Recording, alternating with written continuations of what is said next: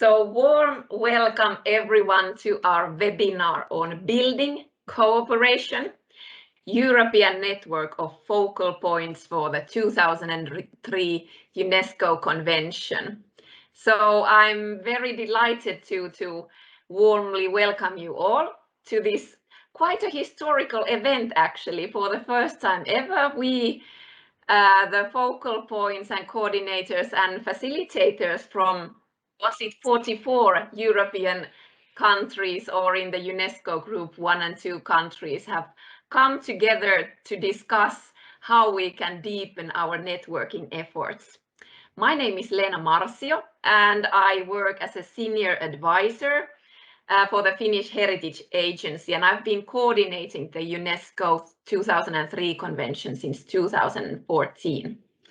Elena, please, would you introduce yourself? Microphone. Sorry, do you hear me?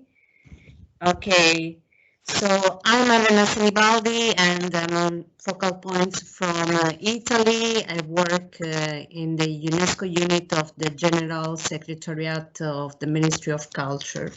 Today, as Elena anticipated, is a quite really great moment. And for this occasion, I would like to express my first introductory words. Esteemed experts and UNESCO representatives, dear colleagues and friends, welcome to all of you. Today is a very welcome day for every one of us as a stand moment to meeting again since the first context of ENFP was launched.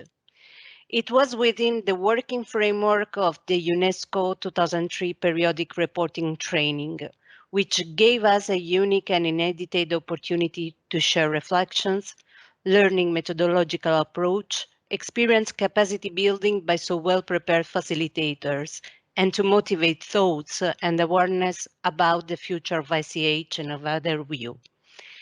Used to approach progressively to UNESCO 2003 convention from local to national and international levels, mostly by practicing nomination ITER and criteria, the UNESCO training coordination contents revealed the clear tension to look at this field in a more complex and challenging manner. Dynamic, interconnected, as a communities and multi-stakeholder setting instruments, and a driver to promote the cultural diversity by dialogue, cooperation, exchange, and long-term sustainability. Ways of thinking, ways of doing, habits, individual and collective history, sensitiveness, are accesses to knowledge and culture. I remember my first fieldwork experience in the extra-European context as a young anthropologist, trying to deepen spirituals and ritual themes of cultural intimacy of specific groups and communities. Experience that I've never forgotten and that still guide me in my daily life. To knowing is not a simple process, even more if it's linked not only to our ability to study and training, but also depends on the will of the other to open up, to share, to give back, to create results of the relationship and comparison.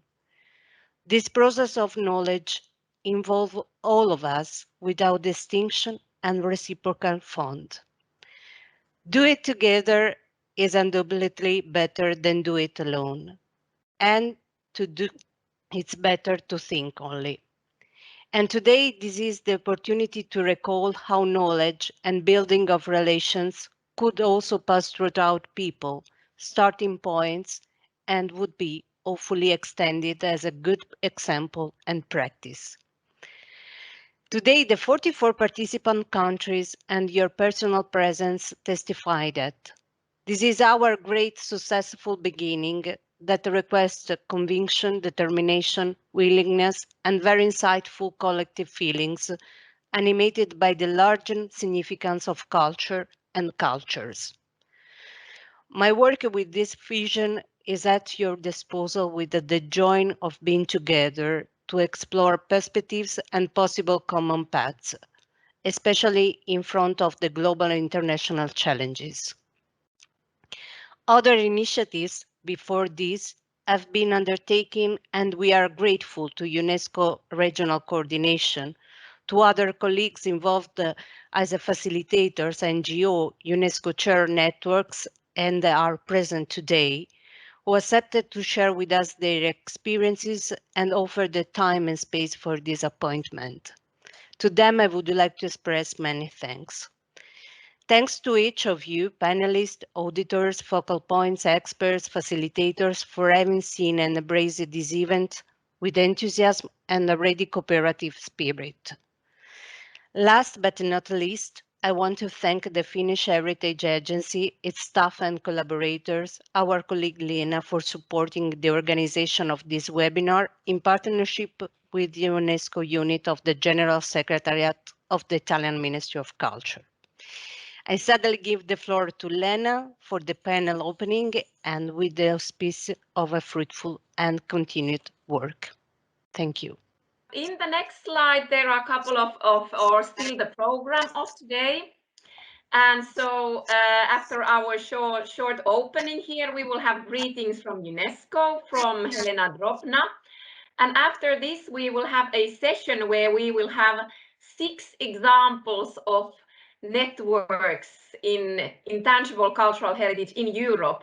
So at least for me, there will be a lot of new information on what's happening already in our continent related to this convention and the work under it. So I think it's very fruitful and inspiring for us all to hear these examples.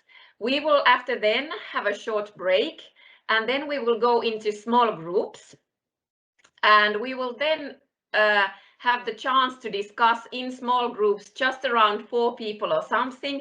What do you think of the network? What are the needs that you see there in the present and in the future? But we will then give you guidelines on that when that number approaches.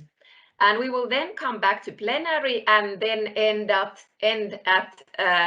4:30 Central European time. But already now, thank you also on my own behalf to Elena, of course, and to UNESCO, and to all of you, dear colleagues and friends who have volunteered to share the work that you do. I think in the next 2 slides, there is still a bit of background on the network. And Elena, sorry if I'm repeating you, I didn't catch everything that you were saying, but just to say once more that this was firstly an initiative taken by the UNESCO Unit, the Secretariat General of the Italian Ministry of Culture, and then me as the coordinator here in Finland in the Finnish Heritage Agency, and everything for those who were not there in the periodic reporting training organized by UNESCO. So that was when this all got started. And Elena and I sent this proposal to all of the colleagues, and we had 2 occasions chance to discuss this initiative. And we received really a lot of nice positive messages from tens of countries around Europe. So I think that we've had this idea in our minds for quite a while now that we definitely need a more firm network also that we can share and learn from each other. And I think the very positive experience we all had in the periodic training, all the discussions and facilitated small groups shows what a strength here really lies in this kind of networking. But the purpose of this meeting is to hear examples from other networks, to learn more, and also then to inspire us to develop a network for the focal points. And we think that the outcomes of this meeting is that we have a better knowledge on other networks, what's happening within our continent. But then during the small groups, there will be discussions where everyone can participate and share their ideas, and we will be collecting the fruits of these discussions into Padlets. So we will have in written form all the wishes and hopes and dreams and suggestions you may have for this network. We will then, Elena, if you continue from here, we will also speak something about the next steps. as we now get started here. So Elena, would you like to take the floor from here?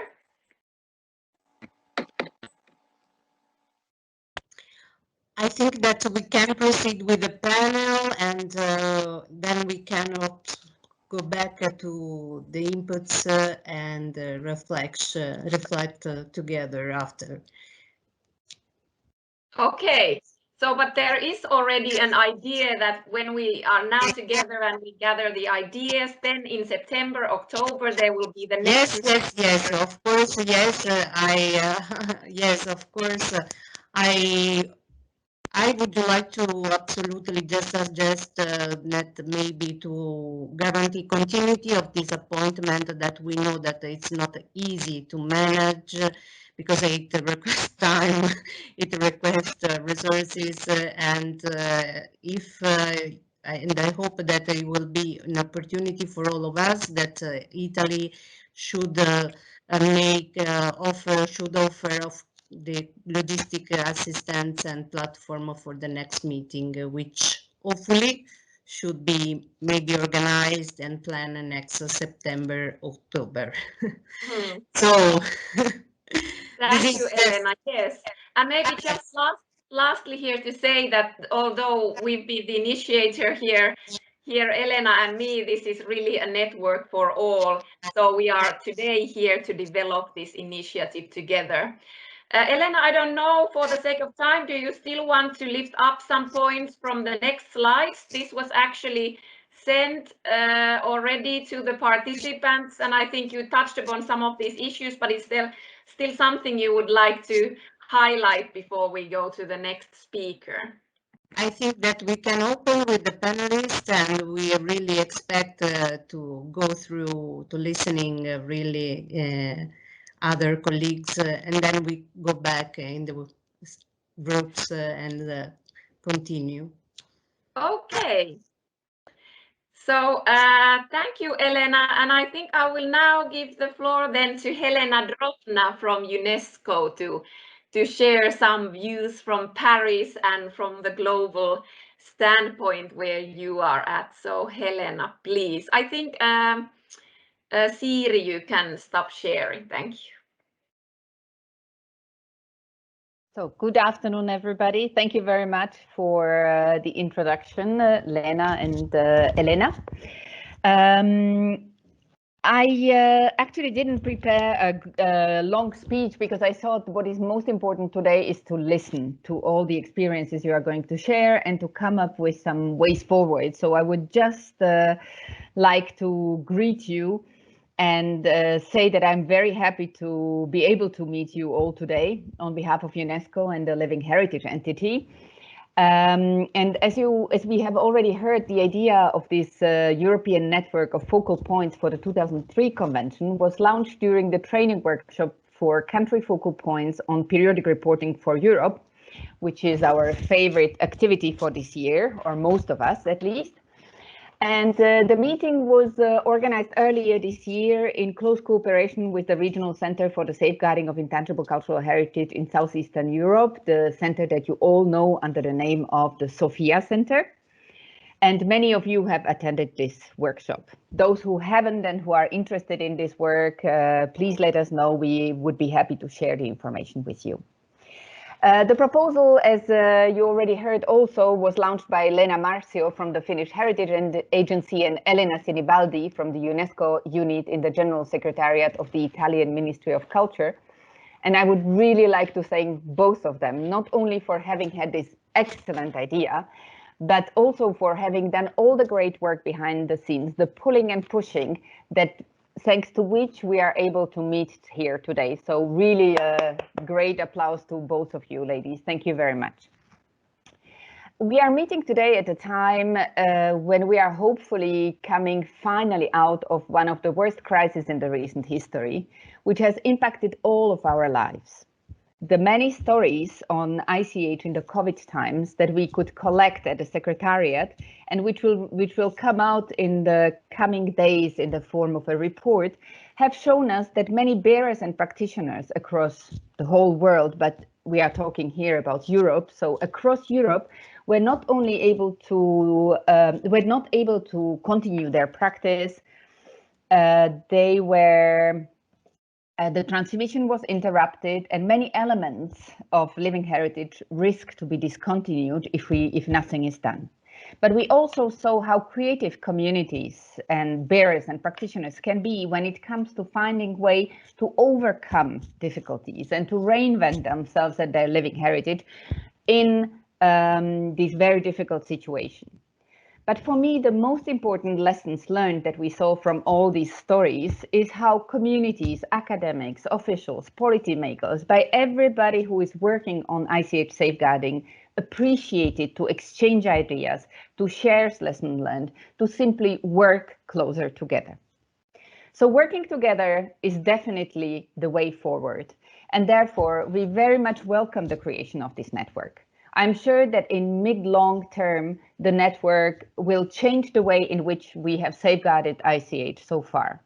It will open new avenues for strengthening international cooperation in research, teaching, inventorying, of everything that contributes to a successful safeguarding of our precious living heritage. For this reason, I am very much welcoming this idea, and UNESCO is welcoming this idea and congratulating you again. And we are looking forward to see how this all takes off and to follow you on your path. Good start. Thank you very much. Thank you, Helena, for your encouraging words. Thank you, Elena. Really, without the UNESCO coordination, it was impossible really to really have this idea and launch, and also, you know, that it's not a case casual that this network was launched within the framework of UNESCO capacity building. So really, thank you very much. Let's go on. Thank you, Helena. So this is a really nice start for our day. So Helena saved us a bit of time, so I don't have to be that strict on my bell, which is almost a Portuguese cowbell, but not quite. But I'll try to stick around to the 7 minutes of each presenter. So Siri, you could maybe start sharing from there. And we will have in the first slide, you still had the program maybe to remind us what's ahead of us. But I think all of the presenters in the next session will have a couple of slides. So we were thinking that there will be a lot of information in this session. So it's maybe better for all of us to have a bit of visual aid so we keep better on track. But I would like to ask Jorijn Neyrinck from Belgium to start off with the regional network of facilitators under the 2003 convention. Thank you, Leena. Thank you, Elena. Dear colleagues, hello to many of you again after the periodic reporting training in the past months. It's wonderful to see how this initiative is taking form, and together with Harriet Deacon and myself as lead facilitators and 11 co-facilitators, having been working in a kind of learning network approach in the past months, it's really wonderful to see how the spirit of collaboration and learning together around the safeguarding of intangible heritage in our region and interacting with the rest of the world is taking progressively form. This is really a wonderful initiative, and also the open approach today involving many other actors, and I think this will be one of the red lines in my short contribution now, is maybe the spirit to keep going in the years to come, how we can join all our expertises and our networks together in the safeguarding around the convention. I will have a word around the regional network of facilitators indeed, but I think it's important to just kick off by situating it in the larger work of the UNESCO 2003 convention around capacity building, which has already been touched upon. In 2011, UNESCO has started the global capacity building program around the convention, which in the first years has mainly concentrated really on training and capacity building, in the sense of getting many countries worldwide started with the principles of the convention and implementing it in their territories. As the whole capacity building program is responding to the needs of the convention, and the needs of the convention is of course evolving to be implemented in every country. Also this capacity building has been evolving. So an evaluation has been made, I think around 2017, and a new level or a new stage has been taking form and is still very much work in progress also since 2018, where maybe just like in the rest of the evolutions that we see around the convention, also this regional dimension is taking an important part as a next step in which we can grow to build collaboration, to build networking. Being together in a region gives a lot of opportunities to meet each other, to share experiences, and so to have this model of both global, interregional, but also regional and sub-regional networking is something we can all learn from, and which helps us in our work. So in 2018, a new step was taken. There has been done a lot of work to have a vision and a mission of the global network of capacity building of facilitators, and it's online. I have put the link there. You can read it there in full, of course, if you like. And to pronounce actually the shared vision of this network of facilitators on a global level, and to facilitate the interaction with the regional dimension, which I just mentioned. There has also been put up a working group to facilitate this work of how can we evolve on the one hand as a global network, on the other hand as regional networks, and have a good interaction also between the different regions. So since 2018, this takes form step by step, and the regional network in Europe has had for many years several sorts of meetings. I think one important thing is the annual training of trainers, which is organized by UNESCO. And again, I think it's important to stress, in which the Category 2 Center of Sofia plays an important role to make this possible, to host it. And of course, also the support of the Venice office is crucial there, together with the Secretariat. This makes it possible for about 40 facilitators in the European region to meet every year to get a training on specific topics in this evolving nature of the convention, and to have a shared space of knowledge, of experience, of exchange, and to see what's coming up and take new steps there in coaching and advising the countries in the implementation of the convention. Next slide, please. I think one of the main points I would like to address today, as Elena and Leena also asked to reflect on the networking, on the role, on which roles do we take as networks, where does our work lie, is that actually, I think we all see it in the participants today also, we have this kind of big learning community around the convention. Many of us meet often in the meetings, at the committee meetings, and other networking meetings. There's a researchers network, there's the UNESCO chairs, there's the ICH NGO forum, who has done a lot of work those past year. And many people act also in many of these networks, which is a good thing to put together the roles, but also to keep also our focus on the one hand, how can we strengthen our capacities together, and how can we make new steps in outreaching all this work around the convention. So it's about deepening on the one hand as networks, and on outreaching on the other hand, of course, the work of policy making and of involving different actors around safeguarding intangible heritage. Next slide, please. So I think this image nicely shows it.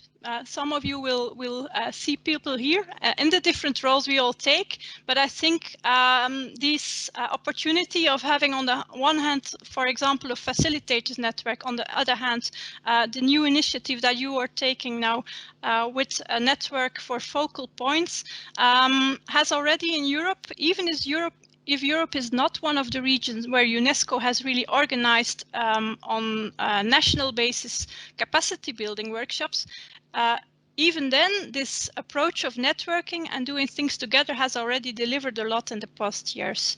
I think one of the initiatives we all know here has been the ICH and Museums project on the European level, where many of us have been taking part and joining forces in this kind of networking approach, and where some of the facilitators, but also the NGO forum, focal points have been together to reflect on shared challenges we are facing in Europe, and new steps we could take in safeguarding ICH with the sector of museums on the European level. These kind of networking initiatives, I think, cross-cutting all the types of networks are further to come in these kinds of settings. I think it's also valuable to mention that as there are no really trainings provided, it all depends also on the networking initiatives we are taking in Europe. But this is just one of the strengths we have in the European context.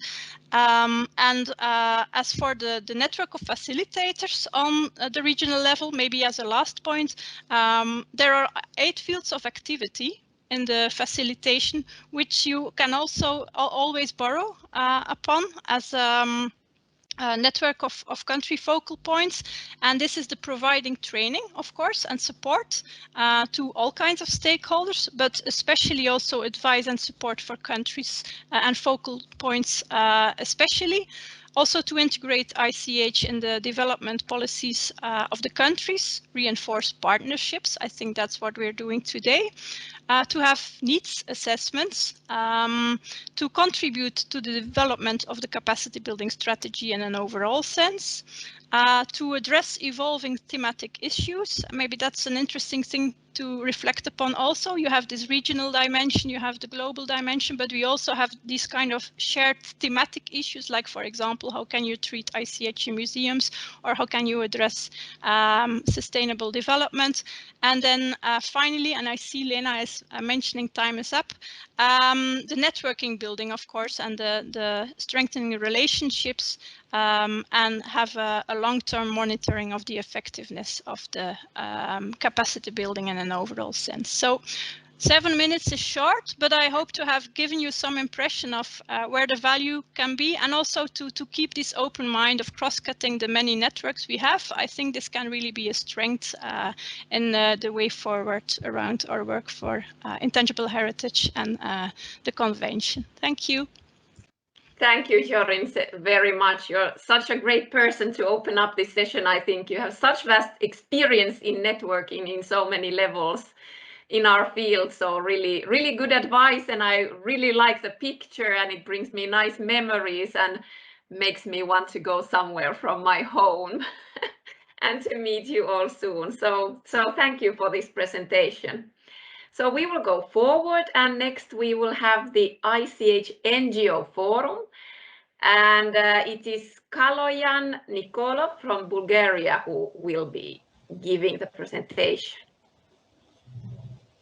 Thank you very much, Elena. Leena and Elena, I thank you for opening this kind of meeting. I think it's very important. And now I thanks to UNESCO Unit in Italy and Finland Heritage Agency. I will make a short presentation of ICH NGO Forum.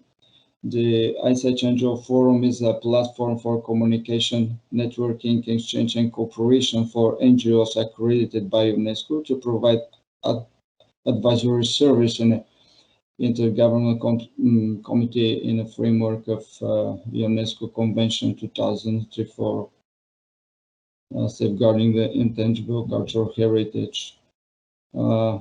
NGOs pillars for safeguarding of the world's living heritage, together with the holders of the traditions and the states. The forum also welcomes the NGOs that are active in a field of ICH and in a process of the accreditation. Of course, the role of accredited NGOs in a convention is a topic of discussion, and it's upgraded, of course. And there is several topics that must be discussed as well. And the role of NGOs in the convention is identifying existing and new functions. Of course, the accreditation and review of accreditations and capacity building.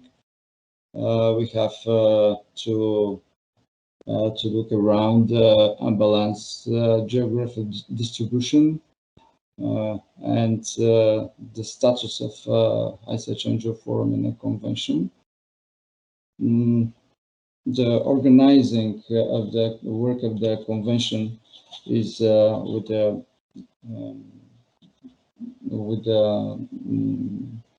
General Assembly of the convention of the ICH NGO Forum, which elected the steering committee. The steering committee consists of 7 elected representatives, one of each electoral region, and one of international accredited NGOs. Next slide, if may to see. The steering committees might have a monthly meetings, sometimes more 1, sometimes 2 or 3 times when they have different things to do. And all meetings of steering committees are available on the websites of the forum. The work of ICH NGO Forum is divided by the working groups of different kinds of topics, and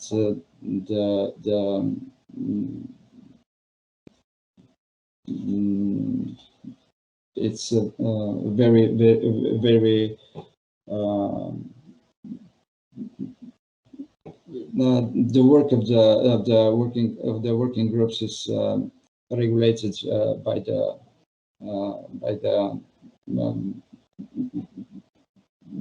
members of the working groups. Maybe next slide is good to see. And the presentation of the ICH NGO Forum is divided in 2 websites. That is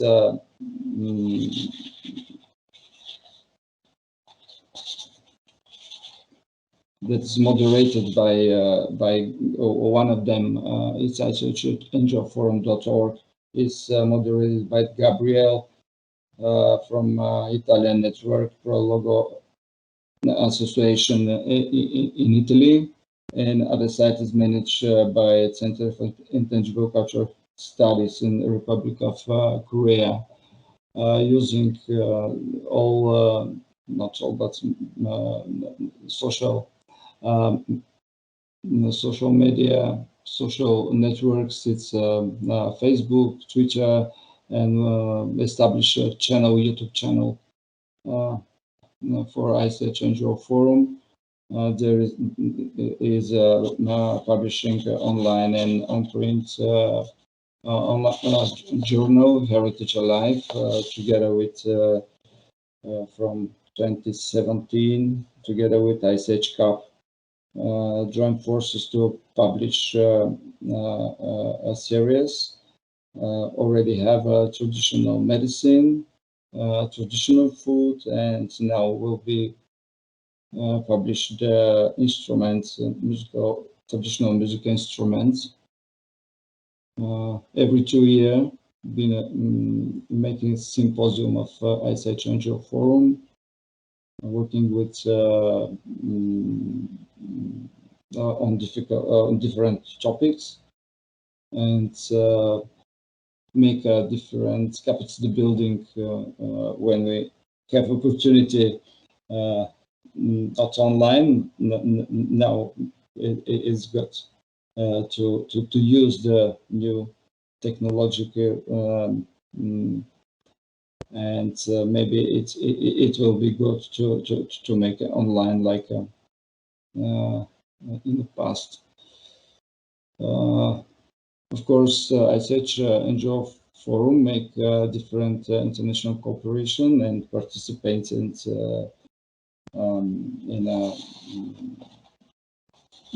different meetings and conference. And I think that establish of Europe network for focus. It's very nice, and it will be. It will be. I think it's good. Thank you very much.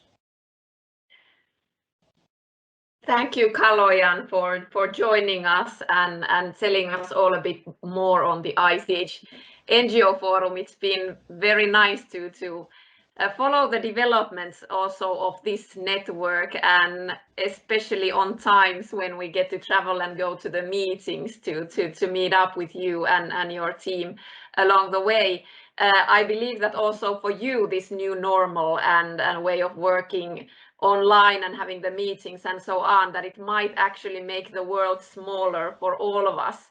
But I'm really looking forward for the cooperation, and I think that there is really room to bring together the network that we are about to start here and the work that you do. And I'm also happy to see many familiar faces from others from the ICH NGO Forum and people who are active in the different working groups. So thank you, Kaloyan.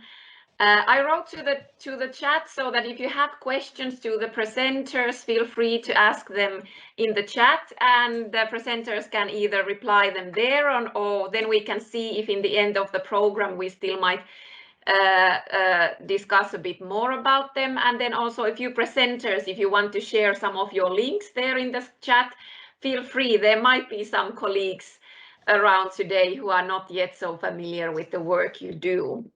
But then let's go forward with the program, and next we will have the UNESCO chairs on ICH, and Marc Jacobs from Belgium will be presenting the great work that the ICH chairs are doing all around Europe. Okay, thank you very much. So you see a number of chairs. These are not the UNESCO chairs. UNESCO's chairs are research and teaching units connected to universities, recognized by UNESCO for periods of 4 years, and that can be extended. And each of these chairs is coordinated by a so-called chairholder, usually a professor, and part of the research unit are a number of PhD students or postdocs or other professors. So it's a network that can either be, you see there in the logo, the network of chairs that can be established. Up to now, there is no unitary network for intangible cultural heritage UNESCO chairs, but this can be developed in the next years. Could I have the next slide, please? Okay, so in total there are 840 UNESCO chairs, and they are working on all kinds of topics: the study of oceans, of deserts, of climate, but also culture. And part of it are a number of these chairs are connected to culture. And here you see an overview of the culture chairs, and what you notice is that a lot of these chairs are concentrated in Europe. That's good for Europe, but this is also perceived as a kind of a problem. And we have chairs connected to every one of the heritage conventions, also those of intangible cultural heritage. And on the next slide, if it's possible to have that, you will see a list of 7 European UNESCO chairs related to intangible cultural heritage, and there's one in Mexico. It's already dating from 2011 that is there. So you see a global imbalance of UNESCO chairs. This is up to a point a problem. So this network is not intended as a European network in first place, but as a global network, and that's quite a challenge. So 55 of the chairs are devoted to heritage, 8 of them directly linked to the 2003 conventions. But you could discuss about this. There are, for instance, chairs about heritage in the future, or about topics that are interlinked with intangible heritage. So the chairs that are connected to each other, thanks to the 2003 convention, it's chair in Belgium. I have the honor of coordinating this. One in Estonia, and I see that the chair holder and one of the collaborators is here among us. One in Estonia, one in Germany, a new chair in Italy focusing on comparative law, in Latvia. Also Anita is present in the virtual room, in Portugal, in Turkey. So, and these chairs try to connect and to work together. Can I have the next slide, please? What we have attempted, we are meeting each other in, for instance, the intergovernmental committee meetings. Some of the chair holders are also part of the delegations or of NGOs or are observers of the convention. Others are not. And what we've tried to do is to bring these chairs together to collaborate and to find common points and common projects. And one of the things we have tried to develop is to set up a system of, on the one hand, exchanging researchers, or at least that was the plan, and to set up projects together and to for instance, invite, if a PhD is defended, to invite one of the other chair holders to be part of the jury. And this network of chairs tries to be of service for the UNESCO family linked to intangible cultural heritage, but also provide a number of critical thoughts and approaches. And can I have the next slide, please? So the intention was to meet at the intergovernmental committee meetings, and we had the plans in 2020 to publish a folder together and to organize a research meeting in Paris in June or in December, but thanks to COVID-19, all of this was cancelled. We had the ideas to exchange researchers, and also this was postponed. But we are trying to relaunch that system. And good news is that one of the first realizations is that Ahmed Erman Aral is coming to Belgium for 9 months to work on intangible cultural heritage. He's doing a research project on intangible heritage and primary education. And his goal is to contact many contact points in Europe to study how intangible heritage and education are correlated and what they can do together. And the intention is to, once the COVID-19 pandemic is over, to re-establish these activities. And we particularly like to work in situ so that people go to other places and work together with a team of researchers and to interact among each other. And that's definitely the plan, to also exchange PhD students and postdocs, and to consider setting up a unitwin system. We are dreaming about joint PhD programs and doctoral schools and setting up research projects together. But as I said, thanks to COVID-19, these plans have been interrupted, but I hope we can restart this, and together, as other networks emerge, as you are establishing, I think there are many connections. And a final thought, these UNESCO chairs, they should be considered as hubs, connecting points between networks. And as Jorijn Neyrinck said, that's the key to making the convention work and develop, to interconnect all these networks and to establish links between the hubs. And then I think in Europe, but also on a global scale, the convention can develop thanks to these hubs and networking activities. Okay, that's all I wanted to say. And if you want to know more, my colleagues like Christine Koutma and Anita Vaivade are here.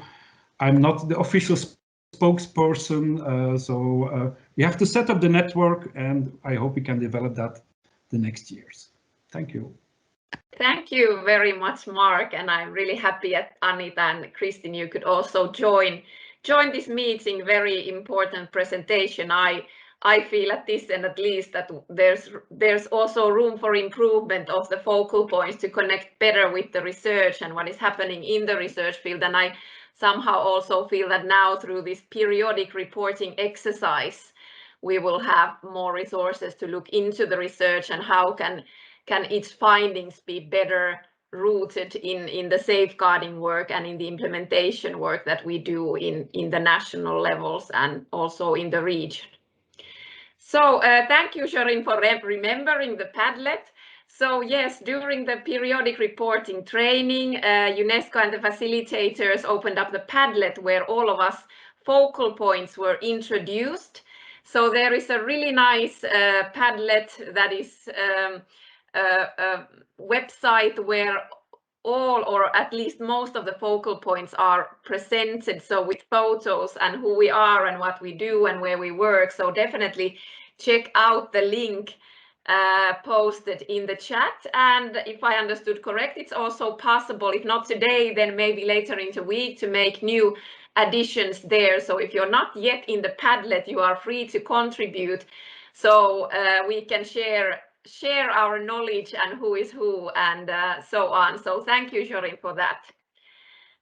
We go forward in the program, and then next we will hear then more about the regional center for ICH in Southeastern Europe, and it is Mireva Staneva from Bulgaria, from the Sofia Center, who will be telling us more. Hello everyone, thanks for inviting us to join this meeting and to be part of these great initiatives of developing such a nice network in the Europe region. I will present to you briefly the activities of the regional center in Sofia, which was inaugurated in 2012 with the purpose of safeguarding and promoting the intangible cultural heritage of the countries in Southeast Europe. The center is part of a network of 7 Category 2 centers in the world and only one for now in Europe. With this mandate, our main objective is to promote the 2003 Convention and to contribute to its implementation on regional level, to strengthen the participation of all stakeholders, enhance the capacity building on national level, to coordinate, exchange and disseminate information regarding the safeguarding of ICH. And until now, we have 16 member states. I think next slide. 16 member states, which you could see on the slide, which are members of our General Assembly, which is the managing body of the regional center, and they are directly involved in our activities and planning our activities during the year. The center works mainly in 3 fields of activities. I think it is the next slide. The first one is one of the main goals of the regional center is to support and encourage the countries of the region to strengthen their capacity for safeguarding of ICH, mainly at national level. In this regard, the center is organizing a series of training seminars in the frame of UNESCO Global Capacity Building Strategy in the field of ICH. And until now, 14 seminars were successfully delivered in 12 countries, members of the regional center. And as most of you are aware, this year we have this challenging and very inspiring experience to co-host the online training on periodic reporting for national focal points from the whole Europe. As part of the UNESCO Global Capacity Building Strategy, since 2017, the Regional Center supports the organization of the training of trainers from the European branch of the UNESCO network in cooperation with the Living Heritage Entity and the Regional Bureau in Venice, which Jorijn already presented this network. We are organizing each year a training for trainers, and this year, as many other events, the training was switched in a virtual modality and was focused on the periodic reporting. We are also organizing different international conferences and roundtables with participants from the member states of the center on topics concerning the safeguarding of ICH and good practices, such as the traditional annual roundtable, university meets, the museum, and for example, for this year, we are planning to organize a webinar series on the digitization of intangible cultural heritage and a conference focused on safeguarding of culinary tradition in Southeastern Europe. The Regional Center also focuses its efforts to enhance the regional and international cooperation in the field of ICH through networking and active partnership. Pursuing this goal, the Center is realizing activities aiming at exchange of information and knowledge for the safeguarding of ICH and the promotion of best practices in related policies. Among them are the organization since 2013 of the annual meeting of Southeast European Experts Network of ICH. And we are happy that this year the meeting will be held alive eventually in Sofia in July. In 2018, the Regional Center initiated the establishment of a university network for safeguarding of the intangible cultural heritage. The network comprises representatives of universities, which are based in all member states of the Regional Center. And at the founding meeting, the delegates united behind the proposal for implementation of joint projects for the exchange of study findings, training materials, and the possible development of training curricula in the area of ICH. At the end of the year, we are also this year, 2021, we are planning to organize second meeting, eventually online, of the university network. And before the meeting, we are planning to initiate a survey in the member states, which aims to identify current relevant university initiative, program and projects in the region with a specific focus on their work during and after the COVID-19 pandemic. In 2018, we also launched a process of mapping non-governmental organizations active in the field of safeguarding of intangible cultural heritage in the region. And the aim of this initiative is to encourage the participation of such organizations in the process of safeguarding and promoting the intangible cultural heritage. The center developed a contact data forms, kind of questionnaire about the NGOs, which to be circulated in all focal points and all members of the regional center, and to collect information about the NGO in the region. Until now, we have more than 40 NGOs completed the contact data form with the relevant information which we requested. And we continued this mapping process with the involvement of students who are making their internship in the regional centers, and they're helping us to more actively identify stakeholders in the member states and to create a database so we can enlarge our network and activities.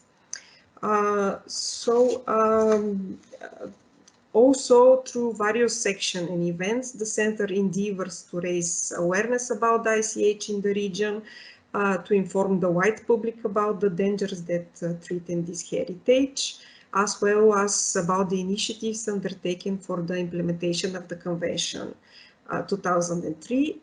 In fulfillment of this objective, the Regional Center is supporting and organizing international representative events such as film festivals, exhibition, promotion materials, and other events. The center has updated its official website with a new layout design and new administration, and intended to facilitate the use and posting of information on it. And every year the center publishes the Living Heritage Journal, which is a publication dedicated to the research, safeguarding, and popularization of intangible cultural heritage in the region. And there is an open call now for papers for the issue for 2021, and the deadline is June 15 if you would like to apply for this call and to be published in this year issue of the Living Heritage Journal.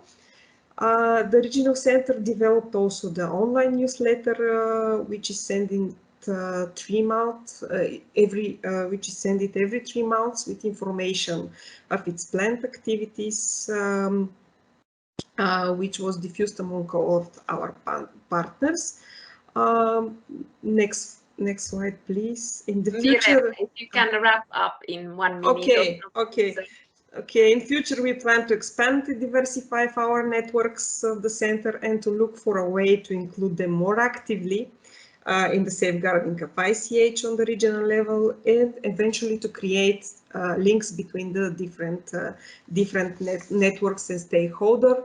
We plan to work in 4 directions to enhance the information sharing by the publication of the centers, the Living Heritage Journal, and other informational materials, to develop a strategic partnership with organizations working in the field of ICH, to eventually prepare joint project proposal in the new program period for European funding, and other joint raise awareness events, to organize relevant forums with participation of all of the members eventually, and all of members of this network, and to enhance our website and social media so they to become a platform for dissemination and exchange of information. So on behalf of the Regional Center, I would like to again congratulate you about this initiative to develop this wonderful network, and to assure you that we from the centers, we are ready to cooperate with you on this network, on developing the network. Thank you.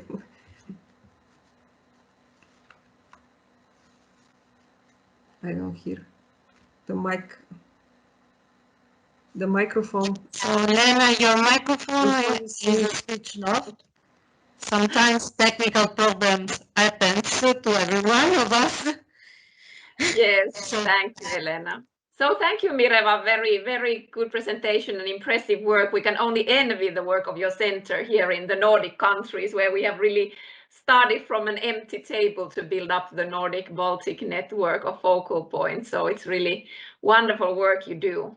But let's go forward with the program. So we have two more presentations in this session. So next is Matteo Rosati from the Southeast European Expert Network on ICH. Thank you, Madam Chair, and good afternoon, everybody. I hope you can hear me well. If the sound is not good, I will connect through my headset. Let me know. I will spare you the presentation about who I am and what UNESCO does in the region, and let's go straight to the subject for the sake of time, which is the Southeast European Expert Network on Intangible Cultural Heritage. Next. The network is owned by the countries in the region, and through its annual meetings, it serves as a sub-regional platform to achieve different objectives. First and foremost, to support the member states and the state parties to the convention in the region in the implementation of the 2003 convention. In order to do so, the network promotes the sharing of knowledge and good practices on national measures to implement the convention, and it contributes to develop capacities and to reinforce regional and cross-border cooperation with and among the countries in the region. In more general terms, the network also serves to enhance a common understanding of opportunities and challenges linked to the safeguarding of intangible cultural heritage as a key asset of Southeast European cultural diversity and a driver and enabler for the sustainable development of the region. Next. The network is coordinated by UNESCO through the Regional Bureau for Europe, and it's participated by all countries under the geographical purview of this regional bureau. It's 14 countries that you see in the slides, plus 2 observers, which are Austria and Italy. So we have at the time being a 14+2 format. Next. It is not a formalized or rigid network in terms of format, but it is primarily aimed at representatives of country authorities in charge of safeguarding intangible cultural heritage in the region. So you may call them national focal points. During the years, we use different modalities to select and invite participants, experts to participate. We have normally sent requests to ministries of culture or direct invitation to the national focal points, depending on the context and circumstances. Attendance can also be extended on an ad hoc basis to other experts, such as the UNESCO trained facilitators on intangible cultural heritage, which has happened regularly over the last 2 years. Next. You can see here that the network has a long story. It started already in 2007, and since then we have organized annual meetings in 10 different countries. We have had 14 annual meetings so far. The last one in 2020 was held online in pandemic times, and the next one will come actually soon. You will hear more about this in Bulgaria. Next slide. Some key developments or milestones in the life of the network. As I've mentioned, it was established as a pilot activity in 2007, and the immediate results were encouraging to the point that UNESCO decided to sort of institutionalize this and transform it into an annual meeting, which continued so far for 14 years. In 2013, we also reached another important milestone as we started a regular cooperation with the Regional Center for the Safeguarding of Intangible Cultural Heritage in Southeastern Europe, based in Sofia, which was established, as we have heard, 1 year before, in 2012. And since then, we regularly cooperate in a sort of tripartite manner: UNESCO, the Regional Center in Sofia, and the host country to organize the annual meetings. In 2013, we also introduced the proposal of a thematic focus for each meeting to narrow the focus on specific aspects related to the safeguarding of the ICH.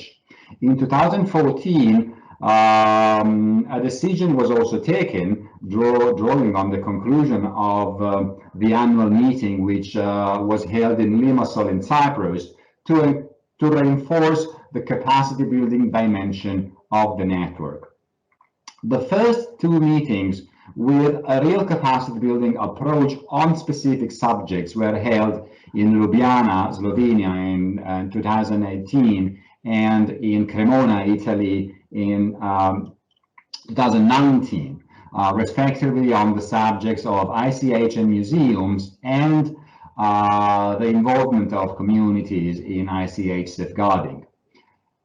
In 2020, we had to make do with the circumstances, and we shifted online as all of us did for different activities.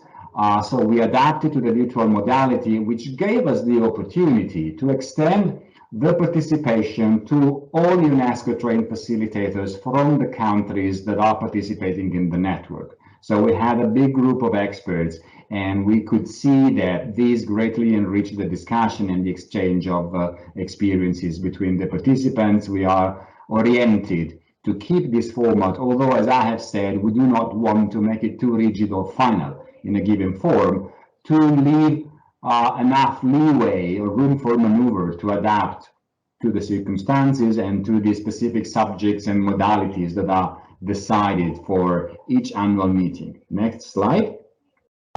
A quick view about the main achievements and outlook. This is my last slide. So the network so far contributed to, in its first phase, promoting the ratification of the convention. And when we started back in 2007, not all countries in the region had ratified the convention, and we could see that the network greatly helped in exchanging experiences about the ratification process. After that was done, of course, the key focus was on supporting the advancement of the implementation, so exchanging experience and good practices on measures that are taken by the countries in the region to implement the convention. We have seen that the network greatly helped the reinforcement of regional networking among individuals, but also among institutions, and therefore to reinforce cooperation within the sub-region, but also on a broader European level. And it definitely helped advancing and sharing knowledge, and this applies to all those involved, including UNESCO. The priorities for the future are to keep adjusting the format and the modalities of the network to maintain its relevance and added value, to work on topics of common interest, part of them already identified. One example is multinational elements, or that may emerge and be proposed in future meetings. The next one is to reflect the multidisciplinary and multi-sectoral dimension of ICH. When I keep up a dynamic format and flexible format, I also intend the necessity to progressively enlarge participation to experts and resource persons from other domains and other disciplines, because intangible cultural heritage is definitely a multidisciplinary and multi-sectoral subject. And ensure complementarity, which we'll start discussing today, and a synergic action vis-à-vis other relevant initiatives and networks in the region. Of course, this is not an exhaustive list, it's an open-ended one, but these are the priorities which we have noted based on the most recent developments of the network. Next. And this being said, I leave you and greet you all with this postcard from Venice, which is home to the UNESCO region of Europe. And I really hope that we can soon meet all of you either in Venice or anywhere out of a screen. Thank you very much. Thank you, Matteo, so much for these words. You are indeed fortunate in that part of Europe to be so well networked. So I am even more envious here up here in the north. But as well as Mirela notes there in the chat that there are various networks and what's happening in them. So sort of how we can think what this new network can do, and also all of this that is happening around Europe already now. How could we maybe even further benefit from this cooperation also in the countries that are outside of these networks? But lastly, here is one more presentation, and it comes from up here north from Finland. So Matti Hakamäki will tell us about the Nordic and Baltic network on intangible cultural heritage. Okay. Thanks a lot, and it's a privilege to be here to talk about our network. It's very, very nice to see and very intriguing to see these networks building up. This COVID time it's very dramatic for the world, and it has been and it still is for some time, and I really hope that we are now remembering this time only from the bad sides, but also in a time where there were networks and international networks built up, and on this way try to look at the bright side of all the things going on. Okay, so my name is Matti Hakamäki. I'm from Finnish Folk Institute. I'm the director of this institute, and we work on the field of folk music and folk dance and ICH, archive work, museum work, education, actually very many different activities we have. We have publications and so on. And we have been accredited to the 2003 convention since the year 2018. And so the Nordic and Baltic network for ICH, actually it began from these activities. We had a project going on maybe 5 years ago. It was initiated by Norwegian Crafts Institute, and they were networking with the organizations of the Nordic countries in the field of ICH and safeguarding ICH, and from that project there is this safeguarding practices.com webpage. You probably have heard of it. If not, then please go and check it up. It's a joint webpage for good safeguarding practices of ICH in the Nordic and Baltic regions. And actually it's getting more open. It was first only the Nordic countries, but now it's opening up, and we are very proud of this webpage.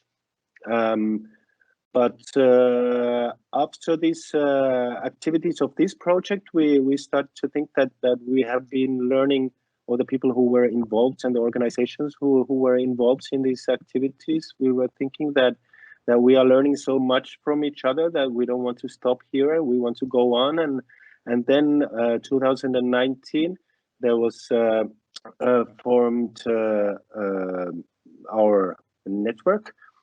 So the network, the aim is to share good practices on community involvement in a wider scope. And the informal network envisages regular meetings open for all stakeholders and domains working in the spirit of the UNESCO Convention.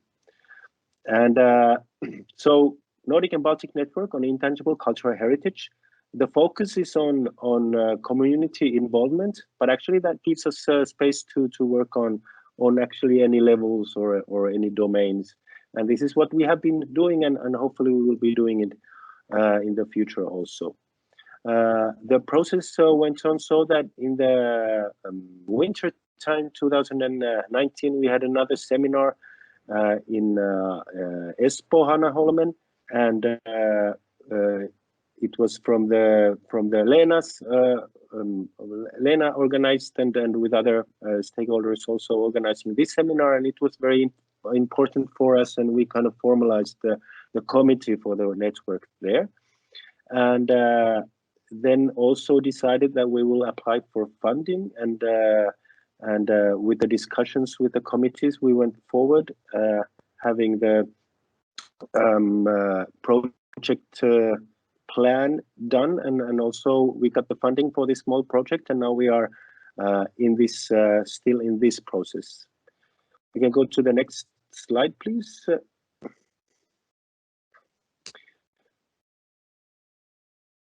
So the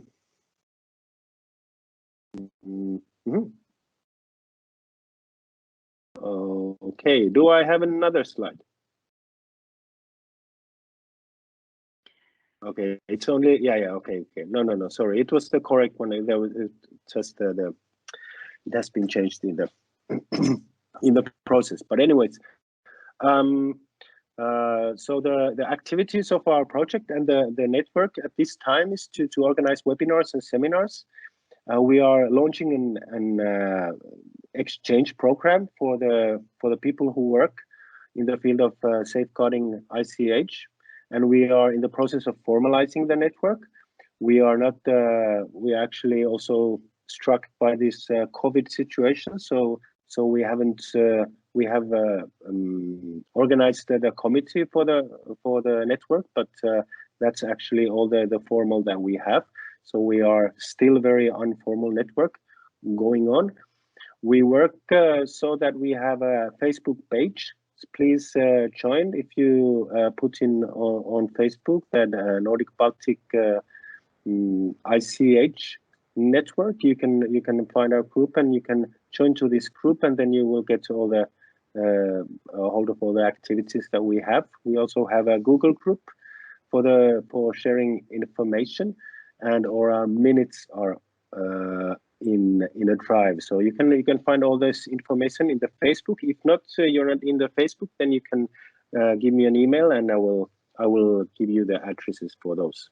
So it's not only for the Nordic and Baltic people or the countries. We are also in our webinars, in the seminars, we have had guests from other countries, other continents, and we are very, very happy for that. And it has given us more ideas and more ways to share our work and learn from others.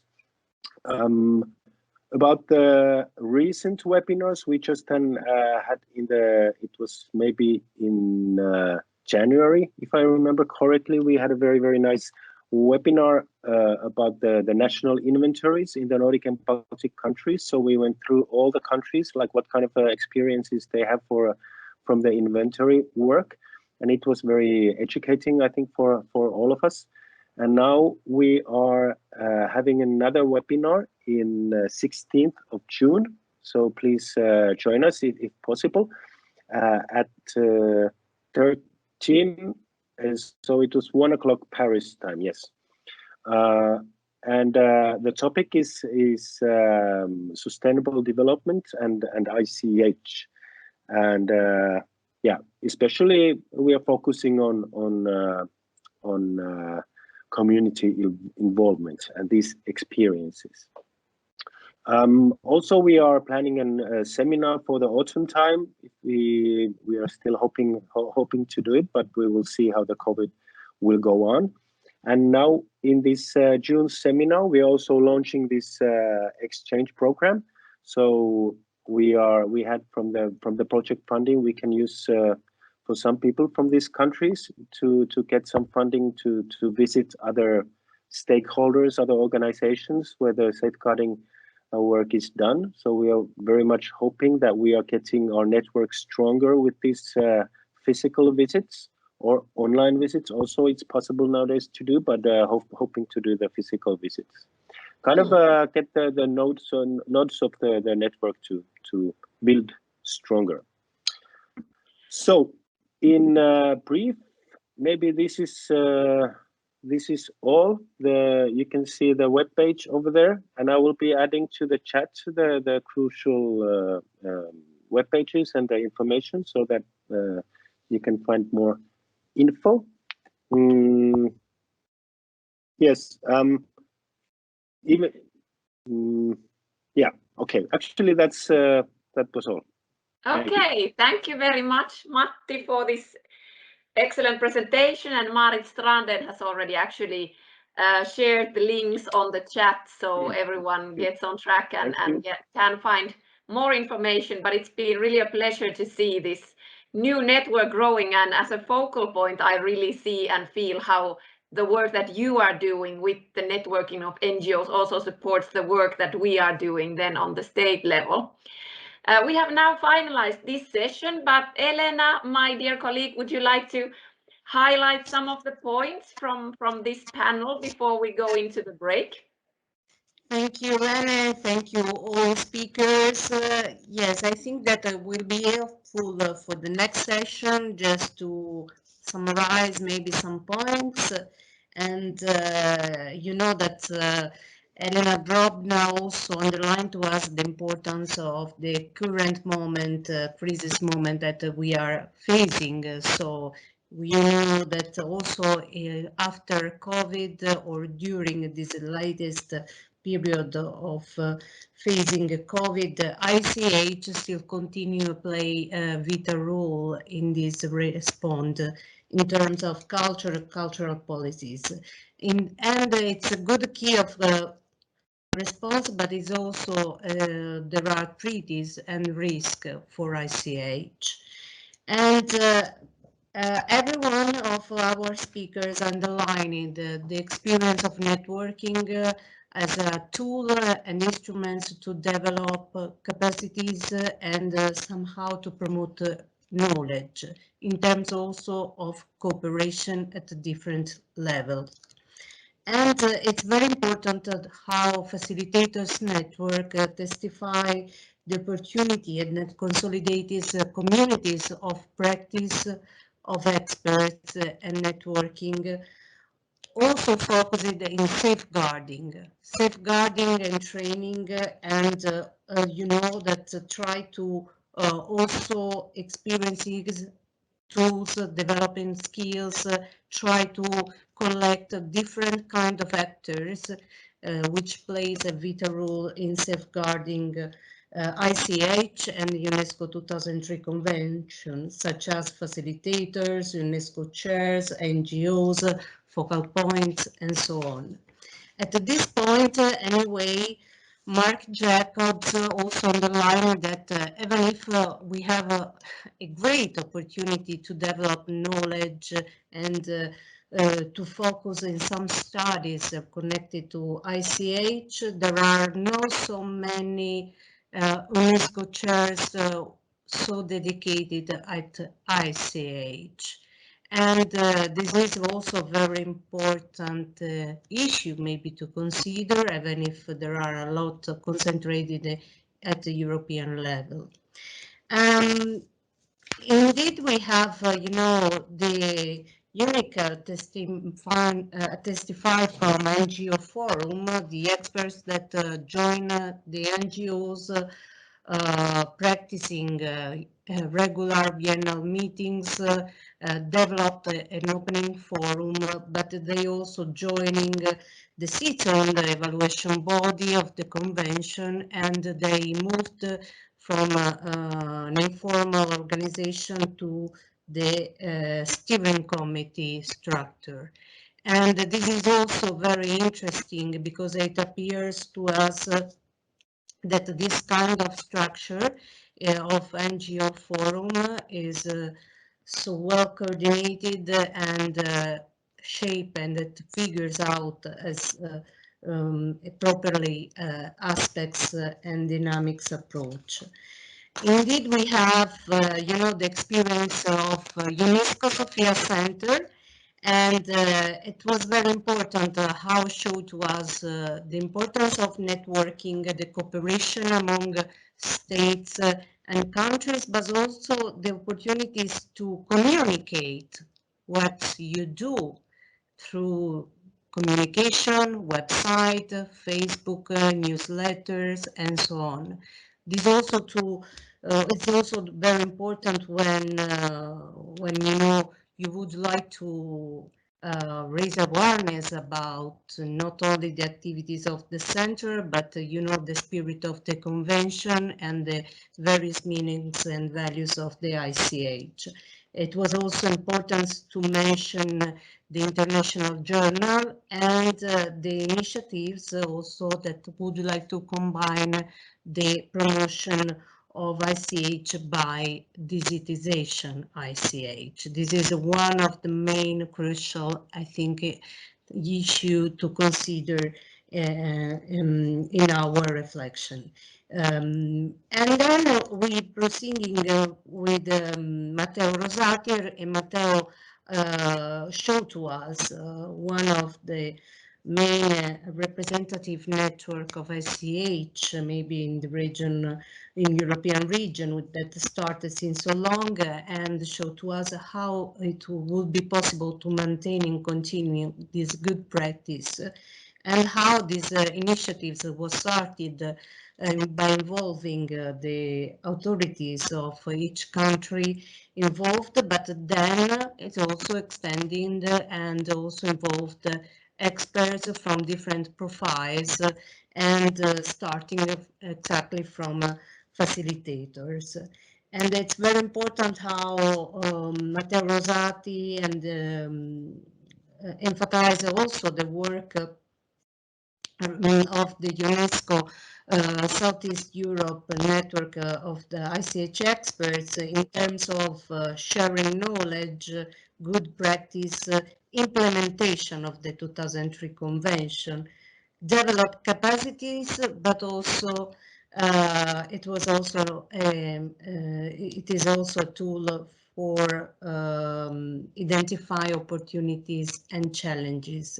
In that sense, the priorities for the future of this network is still maintain the attention on the network itself, but also to work on specific topics by multidisciplinary and multisectoral dimension and approach to ICH.